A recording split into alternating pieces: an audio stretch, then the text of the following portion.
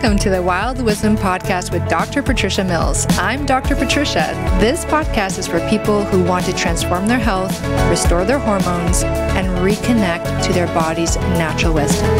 Hi, I'm Dr. Patricia. I'm a Canadian medical doctor, published author, internationally recognized researcher, and passionate advocate for your health. Here, we'll explore the intersection between ancient wisdom and cutting-edge science, distilling the essence of true health into practical steps you can take. Wild wisdom is instinctive knowledge in action. Thanks for making this part of your day. Hello again, Wild One, and welcome back to my podcast. So excited to have you here and excited to continue to dive in on the very important topic of my approach to whole body health, holistic health, which is I discussed on the last episode. And as a review, the 4 pillars to whole body health are the stress response, the sugar hormones, the gut health, and the toxins tolerance. All right. And today I'm going to focus in more on the stress response. Okay. So most of you probably understand what I mean by stress response, right? But just in case, I'm going to go through it briefly. And the stress response is basically, it's a necessary mechanism in our body. It's like a bodily reaction that needs to happen for us to be able to deal with any sort of stressful event. Okay. So for example, on a daily basis, one stressful event that we all go through is that we get up in the morning. And you might laugh and be like, yeah, like my mornings are quite stressful. And I actually don't even mean that. What I mean is that our stress hormone cortisol, okay, so our body makes the stress hormone cortisol in the adrenal glands. And the adrenal glands, they sit on top of our kidneys. They're very small, yet very powerful. And they basically make most of our stress hormones, including adrenaline, which is like a very fast, like obviously when, something kind of like an animal out of the corner of your eye and like your body reacts to that, you got a shot of adrenaline. Or if you're at the race, at the starting line of a race and you hear the gun go off for you to run, you got a shot of adrenaline with that. And then there's the hormone cortisol, which also is like, takes a little bit longer, like it gets pumped out and it starts to act, and it also supports the bodily functions of like increasing your blood pressure, right? Making you more alert, redistributing blood away from your digestive system into like your muscles. And when you wake up, when you go from sleeping to awaking, your body naturally should make more cortisol in that morning time. As you wake up from your sleep, it redistributes the blood into your muscles so you can get up. It makes your blood pressure go up so that when you stand up, you don't like collapse to the floor because you don't have enough blood going to the brain. That's like a very normal kind of quote stress response, right? And then that's like the mild end of the spectrum, like what every human needs to go to day to day. And the normal thing for that is for that cortisol to go up in the morning and then to come down through the rest of the day and be really low at night, so you can go to bed and go to bed without like racing thoughts and feeling like you're wired and tired kind of thing. If you have those feelings, it's probable that your cortisol either didn't go down over the day as it should, or it went down but then got triggered again to go up. And so what triggers our stress hormone cortisol to be produced again are stressful events, events that we perceive as stressful, right? So for example, you can have 2 people with the same event, and one person could think that it's no big deal, like they've done it a million times before, it doesn't stress them out. And another person, it's their first time or they don't have good coping mechanisms with stress, and that same event stresses them out, right? So for example, if you have a new employee at a company and they don't even know how to work like the photocopier, do we even have photocopiers anymore? But that's a funny example. And someone says, "Can you go photocopy these for us?" They're going to become stressed out, right? Because they don't know how to do it and they have to learn, and they're going to have a bigger stress response than an employee that's been working there for a very long time. And they're just like, yep, no problem. Grab the paper, go photocopy it, put in the code, blah, blah, blah, right? Same event can elicit different stress responses in different people and even different stress responses within the same person. So for example, if you're someone who like started meditating and meditating is a regular part of your practice, then things that used to elicit a strong stress response probably won't elicit as strong of a stress response after you've been doing some meditating. And that's been proven in research. You get like a calmer body, calmer system, calmer nervous system. The brain becomes better at regulating itself and regulating its stress response. Okay. But at the core of the stress response is always the production of the stress hormone cortisol. Okay. And again, it's like the Goldilocks zone. You want just enough to like be able to get up in the morning, right? Do your things, and also just enough to deal with what should be occasional stress events. Like, thousands of years ago, you would occasionally have to have a stress response if you like were walking in the jungle or the forest and you ran into like a bear or a jaguar, right? And you're like, oh crap, like gotta run away, right? And you need to have like a sudden burst of adrenaline and production of cortisol for you to be able to run away from it. And there's different effects that cortisol has on the immune system. You want it to be able to heal quickly if you did get, caught by that bear or that jaguar or whatever. So anyways, it's complicated. However, what is important to know is that we have a stress response. It's important to have it.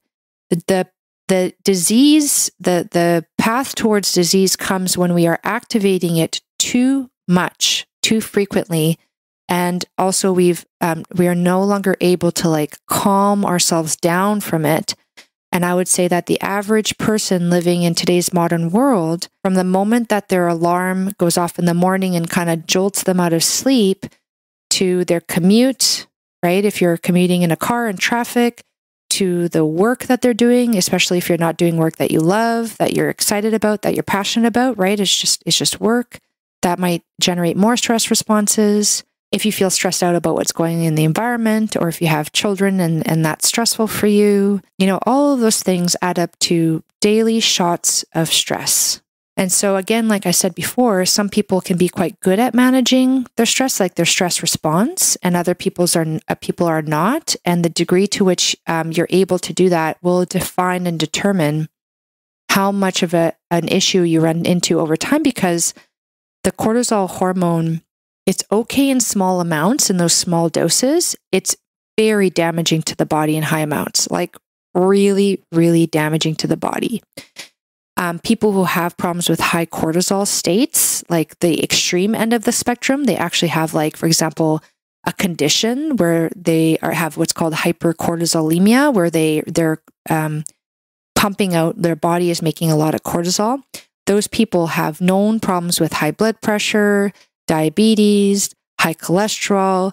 They're more likely to get cancer. They're more likely to get strokes and heart attacks, develop dementia, problems with Alzheimer's, those kinds of things. Okay.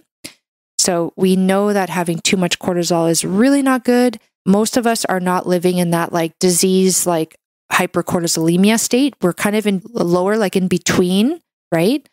And so while we're not like like so sick like these people with hypercortisolemia get, we are getting sick from too much of a stress response. And what happens is that over time, the body is making so much cortisol that the brain basically is like, we have to stop making so much cortisol, so it stops communicating with the adrenal glands.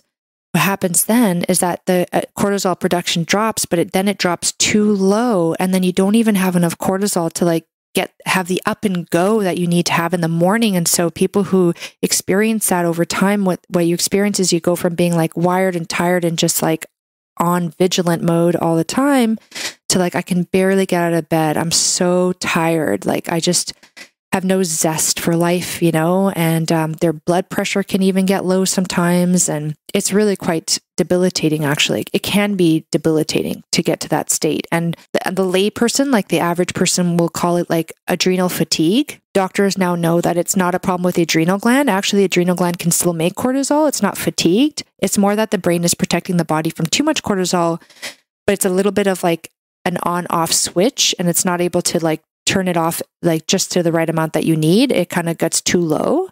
And then you get like the problems of really low cortisol. Okay. So there's the physical, what I've talked about is like it's a physical stress response, and the trigger, you can categorize the trigger of that physical stress response into a physical trigger, a mental, spiritual trigger. Okay. So the physical trigger, for example, is that if you eat foods that don't agree with your body, like packaged foods that have chemicals in them, foods that have too much sugar in them, that kind of thing, like foods that damage your gut. Remember, I talked about the connection between the stress response and the gut. That's a physical stress to the body, and that will create more cortisol. Okay.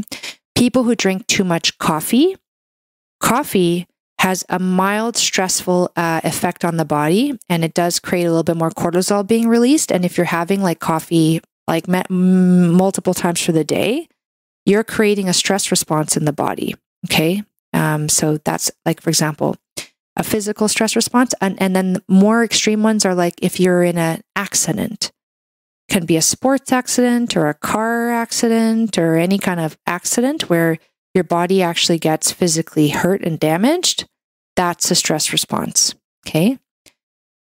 And then we talked about the mental stress response, which is like you're mentally stressed by the expectations that people have of you or the requirements that you have to fulfill, your relationships, your interactions with your family and your friends and your employees and your employer, that kind of thing. And then there's this like very little talked about, but again, I see this so much, it has to be mentioned. And I went through this myself.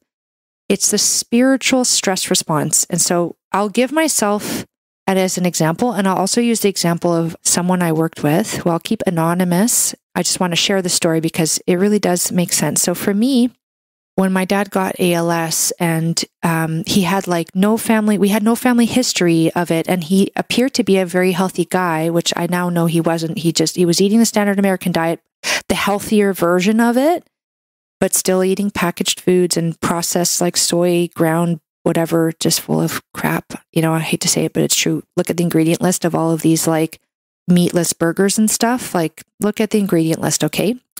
Anyways, I'll do a separate episode on that. And he was trying to be healthy with all those kind of things. And he was over exercising without enough replenishment and recovery. He was an Ironman, right? He also had reflux because he was eating foods that didn't agree with his body. So he was on a medication, a proton pump inhibitor, which was affecting his gut health and his ability to absorb nutrients. So he had the stress response. He had the sugar hormones. He really loved to eat like food at night. Like he would have his dinner and then like around 11 o'clock, 10 o'clock, he would just start eating, like just snacking. Right. So we'll talk about the sugar hormones next episode. And then he also had, now the toxins tolerance, we never tested for that. It wasn't on the radar. And so I don't know, but he's an average person who was, average exposure. He never had like, I don't actually know. I think he might have had actually mercury fillings and that kind of stuff. But again, like I can't point to one thing. It was probably a combination of many different things. Right. So, however, at the time I didn't understand this. So when he got the diagnosis, I was just like, why? Like, what is going on? And at that time, I didn't know that I had a trust in the universe at some level until I lost it. Like, I just was like, you know what? There is no loving guiding force in this universe. If something like this could happen to a man like my dad, he was the kindest man, so loving and so giving and so helpful to people. And so my dark night of the soul was just this feeling of like, oh my God, this despair that like anything could happen at any time. And it doesn't matter if you're a good person or a bad person or, goodness, like I became like afraid almost, because I was like, okay, it's chaos. Like the order of the universe is chaos. Anything can happen. Doesn't matter what you do. It's just random, right? There's no like God, basically. There's no like loving universal force. There can't be if this happened. Right. And I lost a faith I didn't know I had. And that was a major, major stress event in my life. I didn't recognize it at the time. I didn't have the words for it at the time. And it was part of like, it became such a big part of my grieving process. And I don't even know how I recovered from that. And I think what happened was that my journey has been that obviously with my dad, I just started researching everything to do with the human body, like just crazy, crazy amounts of research, deeper dives in that rabbit hole, out into that rabbit hole, out into another rabbit hole, just so driven. And I did have a podcast on spirituality and medicine previously. I'd encourage you to look at that. But what I found was that as I dove deeper and deeper into the research, I was coming across things that made me start to think like, you know what, maybe there is like a positive force. And it's just, maybe this did happen for a greater good. And I just, in the moment of my despair, I couldn't see it, right? And now I can see it because it's behind me and I can see all of the ramifications of his diagnosis and what happened. And I can see how that some of them were actually like quite good and necessary for our overall evolution as a family and friends, and then with my own journey, right? At the time, I just couldn't see that. I didn't have the mindset to the mindset that I've really worked to cultivate and I continue to work on a daily basis is everything is happening for my greatest and highest good. For me, it's whenever I start to doubt if the energy in the universe, I mean, we know that there's an energy in the universe, right? I mean, the universe is energy. Even black matter is energy. So that's kind of, they've discovered that. So even where it looks like there's nothing there in space, there is energy making up that black matter in space. I was like scared. I became afraid that energy was uncaring. It just had no direction. It didn't care positively or negatively. Now I know for myself, okay, that energy has the bias of positivity, has the bias of beauty, has the bias of love. And whenever I start to doubt that or forget that, I just go outside and I look at the flowers. I mean, the energy of the universe has been evolving, right? The energy that makes up planet Earth and all of nature has been evolving over time. And, there were cells and then there were plants and then the plants produced flowers. Oh my gosh, and if you look at flowers, they're just so perfect. They're just so beautiful. And I'm like, okay, the energy of the universe that created these flowers, it's creating beauty. And yes, if you really hone into like a single moment in time, that flower that I'm looking at will eventually die, will eventually decompose, it will rot. But if I zoom out again, the bigger picture is that flower, that flower that rotted goes back into the soil and feeds the soil, and other plants grow and other flowers grow, and the evolution continues. And overall, the evolution is positive. So the evolution of rocks is jewels and precious stones. The evolution of plants is flowers and trees. And the evolution of humans, I'm like, the evolution of animals and humans, like I think we're still evolving. We haven't even seen that, right? What that will be like. However, I do believe that it is a positive evolution. And if you zoom in on the instant, like a war, right? A pandemic, in that moment, it looks to be negative. And if you zoom out far enough, and sometimes you have to zoom out so far that you're like looking at like centuries of evolution, right? And I do believe that overall the evolution is positive because the energy of the universe has a bias towards positivity. And that is something, a mindset that I have to work on every day. And part of the work that I do for myself, I feel like I have the body physical part really nailed. Like I really understand nutrition. I really understand the process of the body. Yes, I'm continuing to learn, and there's like subtle details, and it's, refining the details, and then you learn something and then you learn that it's not the case and you kind of go back and that kind of stuff. But from a general perspective, I feel like I've got that, What I'm working on now is the mindset and the spirituality. So not religion, right? Not religion, but spirituality. The belief of that energetic force in the universe. And some people call it God, some people call it the divine, some people call it Mother Nature, the universal force, whatever it is that you want to call it. Language, there is no word in the English language to describe something like that. It always falls short, but it's just that sense of no longer being afraid, not waking up and feeling like at peace. For so long, I would wake up and I would be peaceful at first. And then when I would start remembering events in my life, like my dad's diagnosis and then his passing away, it just brought me so much anxiety and stress. And now I've gone to a point, fortunately, where I do believe in the goodness of the universe again. And it's stronger for having been through something like that and coming back to my faith, to my trust.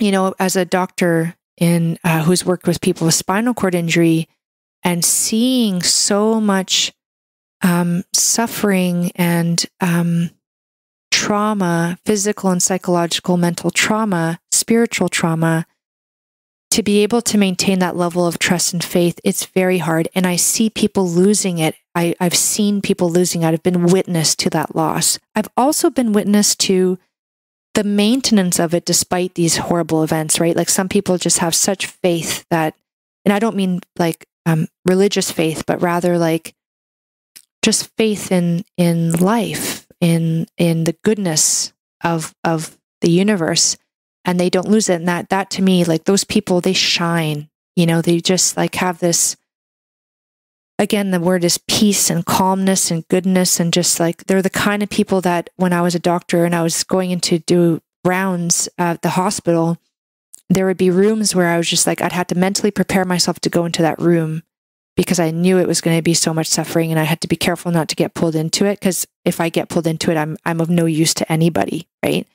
And then there would be some rooms where I would just look forward to it because they just had such a lovely, wonderful perspective, a wonderful mindset. And again, like, I don't know what they were going through in private, probably a lot of turmoil, a lot of angst. However, they had found a way to still enjoy life, to still enjoy the moment, to still enjoy each other's company. Even though the body had changed with the injury, they were still enjoying each other's presence. And that was really beautiful to see. So yeah, the stress response, right? Our ability to cope with and actually transform triggers. So this is what I kind of have come upon lately. It's like we will all have triggers and like events in our life that have the potential to trigger a stress response. And it's when you do the mindset work where you can transform a negative stress, transform an event from causing a negative stress response into an opportunity for personal growth.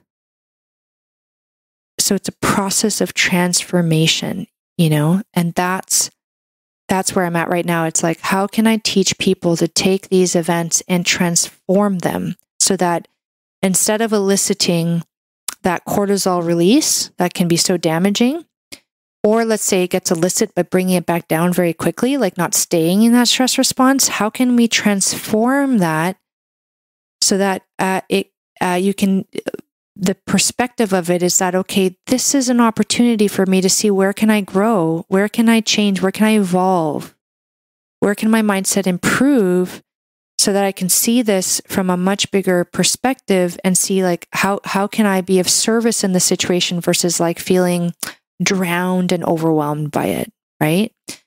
So that's obviously an entire topic on its own. However, I did want to explain how the stress response can be so damaging to the body in extremes and what can trigger it, and just a very big level overview perspective of like, what is it that needs to be done in order to transform it. So some people transform it with meditation.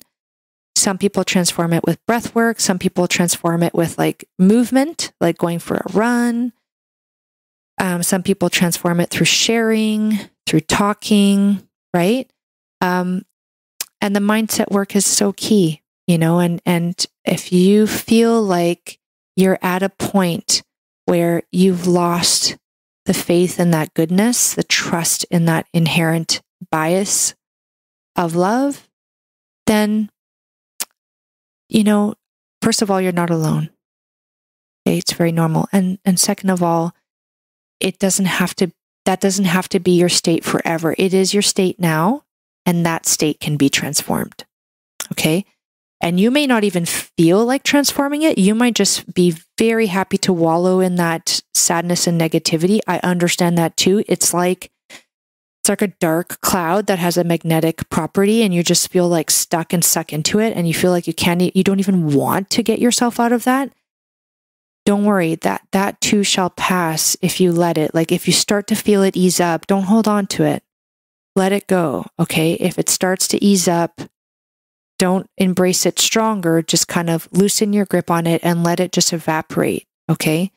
And then when you feel like you've gotten out of it enough and you can start to kind of see clearly again and think clearly again and feel like something is missing, like something needs to be done, just so you know what needs to be done is the work on the mind, spirit aspect of things, okay? And if spirit makes you uncomfortable, stick to the mind, stick to the mindset, a positive mindset, a growth mindset, all of those things. And then you will start to see the change. And what happens is when you start to work on that, your body responds to it so well. And again, like for some women out there, it's the major problem is the stress response. And sometimes it's even like as simple as over-exercising, like too much stress response from like, we have kind of like an under-exercising or an over-exercising culture. So that's the over-exercising all the way through to this kind of higher level loss in the faith and trust in the universe and divinity and God and whatever you want to call it. Yeah, I hope that was helpful. And I look forward to doing a deeper dive on the sugar hormones in the next episode. Talk to you soon. Bye.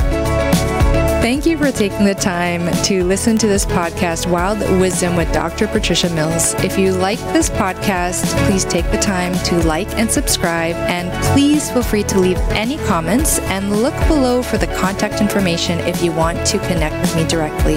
Thank you, and I hope you have a wonderful day, evening, or night. Hi everyone, I hope you enjoyed this episode. Just a reminder, this podcast is for educational purposes only. This podcast is not a substitute for a professional care doctor or other qualified medical professional. This podcast is provided with the understanding that it does not constitute medical or other professional advice or services. If you are looking for help in your journey, it is important that you seek out a qualified health practitioner. If you would like to work with Dr. Patricia for her expert health transformation guidance, please email her at info@drpatriciamills.com to book a discovery call. You can also find Dr. Patricia on Instagram at Dr. Patricia Mills and Facebook at Wild Wisdom for Women with Dr. Patricia Mills, MD. For access to all of Dr. Patricia's educational videos and more amazing perks, consider becoming a Patreon member. Links are in the description of this episode. It is important to have an expert in your corner that can help you make the changes you crave, especially when it comes to your health.